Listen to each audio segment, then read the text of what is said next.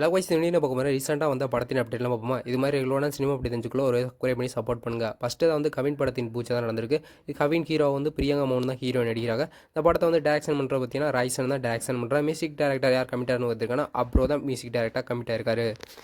ரெண்டாவது அப்டேட்டை வந்து ஜியான் விக்ரம் வந்து அடுத்த டேரக்டர் யார் கமிட் பண்ண போகிறோன்னு எல்லாருமே அவளோட எதிர்பார்த்துக்கணும். பேச்சுவார்த்தைலாம் மாவீரன் டேரக்டரோட தான் எல்லாருமே பேச்சுவார்த்தை நடந்துருச்சு. ஆனால் வந்து 96 பிரேம்குமார் தான் இந்த படத்தை டேரக்ஷன் பண்ண போகிறான்னு அஃபீஷியலாகவே தகவல் வந்துருச்சு.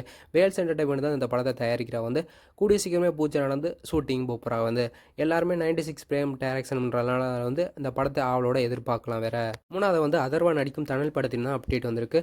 எப்போ ரிலீஸ்னு அஃபீஷியலாக விட்டால் வந்து செப்டம்பர் 28 தான் ரிலீஸ் ஆகுதுன்னு தகவல் வந்திருக்கு.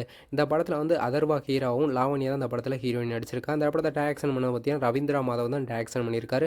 இந்த படத்தில் வந்து ஒரு கிரைம் த்ரில்லர் மூவின்னு தெரிய வருது.